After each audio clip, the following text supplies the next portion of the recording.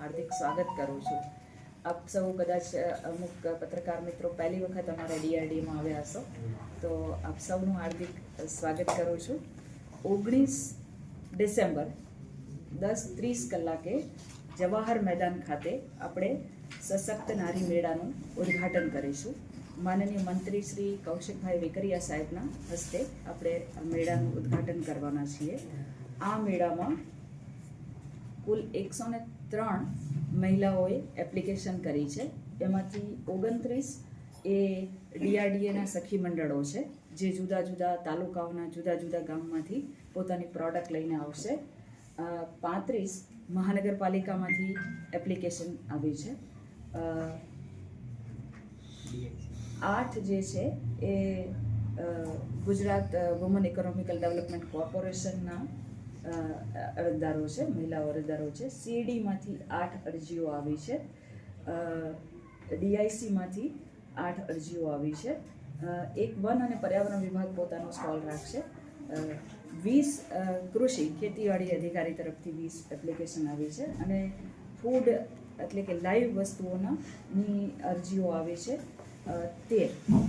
તો આટલી જે અરજીઓ આવી છે એમાંથી આપણે મંડપમાં 100 સ્ટોલની વ્યવસ્થા કરી છે. એટલે એમાંથી જે બીએમસીને આપણે કહીશું, કારણ કે એ 35 છે, તો એ સ્ક્રુટિની કરીને આપણને એ પ્રમાણે સ્ટોલ કોને આપવા એ નક્કી કરી આપે. અને ફૂડ સ્ટોલની અરજીઓ પણ થોડી વધારે છે. આપણે 10 સુધીની વ્યવસ્થા કરીશું, અથવા તો પછી 1માં 2ને પણ આપી શકાય. તો એ 13 અરજીઓ ફૂડ સ્ટોલની આવી છે. અને 18 તારીખના આપણે જે 100 અરજદારો છે, મહિલા અરજદારો, એમને ડ્રો કરી અને સ્ટોલ નંબર ફાળવીશું.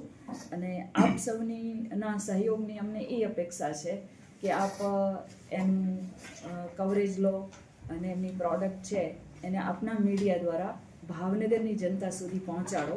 તો ભાવનગરની જનતા છે એ ખરીદી કરવા આવે અને લોકલ ફોર વોકલના જે આ નારો છે એને વધુ ને વધુ પ્રચાર થાય એનો.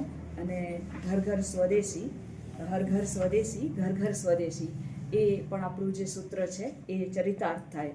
અને આપ સૌ સુપરિચિત છો કે આ બહેનો ખૂબ મહેનત કરી અને નાની નાની પ્રોડક્ટ બનાવે છે.